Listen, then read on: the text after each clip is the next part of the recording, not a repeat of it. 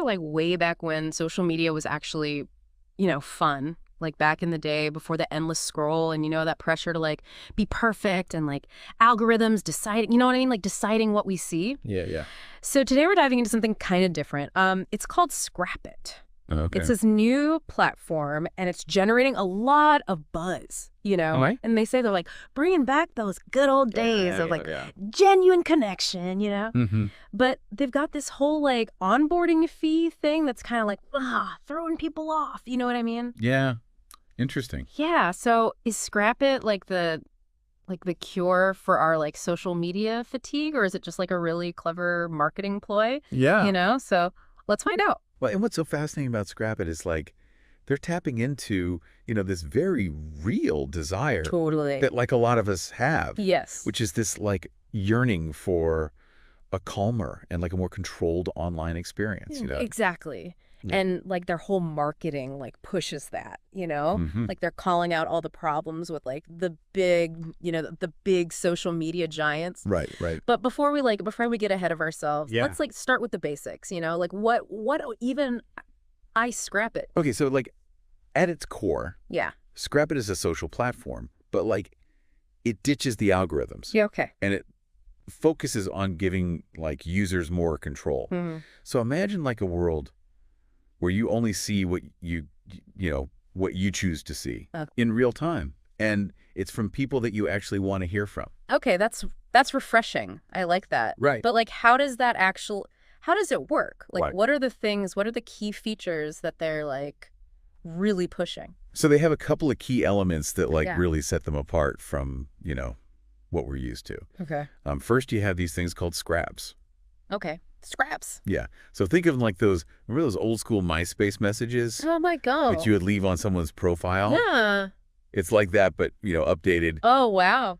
The nostalgia. Oh, yeah. Oh my gosh, I totally forgot about that. I remember spending like hours trying to make my my layout perfect. Yeah, yeah. And like picking that cheesy song. Exactly. Yeah. Exactly. But, maybe without like the auto-playing MIDI files and all that. Okay. But the idea is like you can leave these short, public messages on people's profiles. Okay. It's a way to like spark a conversation and just share your thoughts in a way that's, I don't know, more personal than just like liking a post. You know what I mean? Interesting. Okay, so it's like a public display of appreciation. Yeah, kind of. Or like a little note to a friend. Exactly. I like that. It's kind of sweet. It's kind of nice, yeah. What else they got? Okay, so then there's the direct scrap. Okay. And this is where it gets interesting. Okay. This is like taking the public aspect to a whole other level. Okay. It's essentially like a direct message, but everyone can see it. Wait, hold on. Where? Yeah. Everyone can see your direct messages. Yeah, so that's... They're just like throwing privacy out the window. Right. I mean, like, okay, I get authenticity, but this just seems like, asking for trouble. Sure. Yeah. Or at least like some really, really awkward situations. Yeah. Like, how's that even supposed to work? Like, socially... It's definitely, it's one of their more, I think, radical features for sure. Yeah. And it definitely raises a lot of questions about like online etiquette, boundaries, Yeah. Their argument is that, by making it public, it actually forces people to be Oh, interesting. more thoughtful and respectful in their communication, right? Okay, I see. So it's like you're not going to say something Yeah. that you don't want like your grandma to see. Right. Yeah. So It's definitely an interesting concept. it's definitely different. Okay, so we've got like public messages, Right. and then like very, very public direct messages. What else? So they also have groups, Okay. but they're not like the sprawling, chaotic Yeah. groups that we're used to on other platforms. Why? ScrapItt really emphasizes like smaller, Okay. more intimate communities, and they're built around shared interests. Okay, so it's less about going viral. Yes. More about like meaningful conversation. Exactly. Yeah. The idea is to foster, genuine discussion and connection. Right. Instead of just like amplifying noise. Okay, I can see the appeal in that for sure. Yeah. Especially for people who are just like, the constant pressure to perform. You know what I mean? Totally. Yeah. Like it's exhausting. But let's be honest, like yeah. the elephant in the room here is this whole like onboarding fee. Yeah. Like we're so used to, It's true. free ad supported Yeah. everything, Right. that the idea of like paying for social media Yeah. feels almost revolutionary. Right. It's like, it's unheard of, right? It's crazy. It's Yeah. kind of like we're so used to free social media Right. that we've forgotten, like, it's not actually free, you know? Yeah. We pay with our data, our attention, our our mental energy. Totally. Yeah. So maybe paying up front is, like, more honest. It's interesting to think about, right? Yeah. Like, that's the argument that ScrapItt is making. Yeah. Is that, you know, they're challenging like the whole foundation of how we've come to understand Right. social media, you know. Yeah. Like, it's just how it's always been. Right. And they're saying, like, well, hold on a second. Yeah. Like, what if? What if? What if we did it differently? What if there's another way? And, like, maybe, just maybe, some of us, you know, are at that point where it's like, Yeah. yeah, I'd pay for that. I'd pay for a different experience. Exactly. But, like, what does that actually look like, you know? Right. Practically. Yeah. Yeah. Like, ScrapItt makes some pretty big claims about, like, the benefits of this fee. Yeah, so their big three, right, that they really emphasize are spam reduction. So, like, less spam, Okay. increased safety. And then fostering, you know, a higher quality community. Okay, break those down for me. Okay, so first, the spam, right? Yeah. So ScrapItt knows that, you know, It's a pain. it's a huge pain point It's the worst.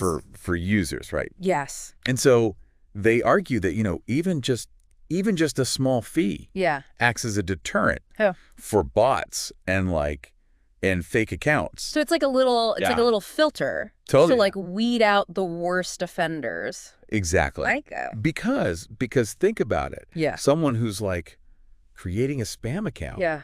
they're probably not going to pay to do it. Right. Makes sense. Right. Yeah. So it's about creating this barrier to entry Okay. that most people who are just trying to like Yeah. create these like throwaway accounts Right. wouldn't even bother with. They're out. Exactly. Okay. And then there's like the safety aspect. Okay. Right. So they argue that a fee also makes it harder Okay. for people who are, you know, bad actors, Yeah, basically, right. to create accounts at scale, Okay. which then in turn creates a safer environment. So it's not just about, Yeah. like, getting rid of the spam. It's, like, actually making it safer Exactly. Yeah. for people to use. So especially younger users Yes. who are often the most vulnerable. Exactly. And they're the ones who are, like, most Yeah. susceptible to, like, you know, all the downsides. the negativity. Yeah. It's almost like a social media platform with a dress code. I wouldn't go that far, but I see what you're saying. Okay. Right. Like they are aiming for a more Yeah. curated experience. Curate. Okay. And that leads us to their third point, right? Okay. Which is, you know, this idea of like quality over quantity. Okay. So ScrapItt believes that by charging a fee, Yeah. that they're attracting, you know, Yeah. a more, how I say, like invested user base. Okay. So it's less about chasing clout Exactly. and more about, like, finding your tribe. Exactly. Okay. Right. So instead of trying to appeal to, you know, Everyone. everyone and anyone, Right. they're perfectly happy with having Yeah. a smaller, more engaged community Okay. Yeah. who are kind of on the same page and are willing to pay for that experience. Yeah. It's a pretty different approach. It really is. Yeah. And it ties into how they position themselves Okay. against, you know, these social media giants Right. that we were talking about earlier. Like they're not afraid to frame it as like a David versus Goliath battle, Totally. you know? But what does that mean? Yeah, beyond the fee. Yeah. Like what are the real differences, you know, Right. between ScrapItt and, you know, your Metas and your whatever. Exactly. Like what am I getting Right. for my hard-earned cash? Right. So one of the biggest, I think one of the biggest differences that we already touched on a bit Yeah. is, you know, that algorithm-free experience, Okay. right? So, like, on ScrapItt, you're in control. You see what your connections post in the order that they posted it. Okay. There's no algorithms Yeah. trying to like, you know, predict Right. or manipulate your interests. Which I imagine takes some getting used to It does. because we're so used to Oh, being, absolutely. like, spoon-fed Yeah, we're so used to it. Yeah. our content, you know? It's true. It's like, I have to find it on my own. It's true. You're not just going to scroll and have it magically appear based on right. some algorithm. What I looked at 3 weeks ago. Exactly. Right. Okay. Yeah. It's a trade-off. It's like control versus convenience. Right. Right? Okay, yeah. Like, are you willing to give up a little bit of convenience Right. to have that control? Okay. Yeah. But with that control, I think comes this sense of agency Okay. that I think a lot of people feel is missing Okay. from mainstream platforms. Interesting. Yeah. It's about taking back your attention Correct. and choosing what you want to see Yes. as opposed to having it chosen for you. 100%. Okay. And I'm guessing that that feeds into their whole authenticity over perfection. 100%. Because ScrapItt emphasizes, smaller, more intimate communities. Right.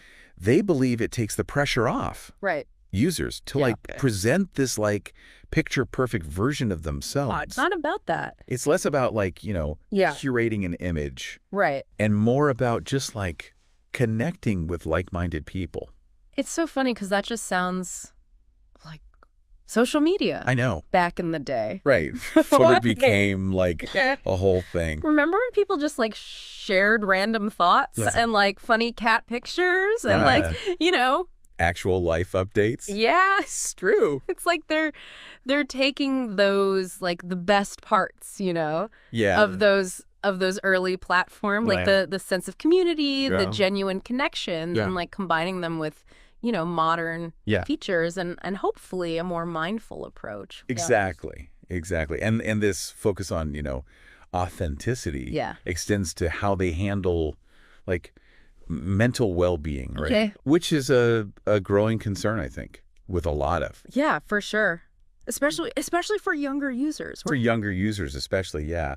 There's been so much talk about, that pressure to be on all the time and how many likes you're getting and it's that can't be good, It's not. Yeah. It's not just, for anybody. It's not good for anybody. No. But yeah, you're right. Especially younger users who are kind of, it's still figuring it all out. Yeah, forming. Yeah, it could be really, really detrimental. So ScrapItt is saying we're removing, we're taking away all those metrics, those vanity metrics that make you feel like crap about yourself. And we're going to emphasize, genuine interaction. And we think that will kind of create this healthier online environment. Okay. That all sounds really good, Right. in theory. Right. But part of me, the cynic in me, is is it really possible to escape the pitfalls? The pitfalls, Right. Yep. Even on a platform that is, trying to be more mindful and I mean, it's a valid concern. Yeah. And it brings us to, I think, another really big question, which is safety and privacy. Right, because every platform's every platform says that, right? We're big on privacy. We're all about safety. Right. And then, things go sideways. Yeah. It always happens. It seems like it, right? Yeah. Especially when data is involved, Right. We've seen 100%. what happens when it's becomes a commodity, It's and that's the foundation of their whole business model, right? Right, yeah. Is let's get as much data as possible and then sell it. And then you see these things about class action lawsuits and all this stuff, and it's right, and then they get slapped with a fine. It's a mess. That's a fraction of their profit. And it's well, we can do this every day of the week. And it's fine. Exactly. Yeah. Yeah. So what's ScrapItt? So ScrapItt addresses this, I think, very directly, by emphasizing that, they're not beholden to advertisers. Okay, so they're we're not even playing that game. They're we're opting out. They're because we're funded by user subscriptions. Right. We don't need to harvest and sell your data. To survive. Which is a compelling... It's a compelling argument. It really is, because it's it makes sense. It makes sense. If you're not reliant upon ad revenue, then you don't need to track every click and scroll and build these elaborate profiles on people. What are they looking at? How long are they looking at it for? Exactly. Okay. But how do they back that up, do they have... That's the thing is a good track record? It's early days. Okay. So it's really hard to say, definitively. Yeah.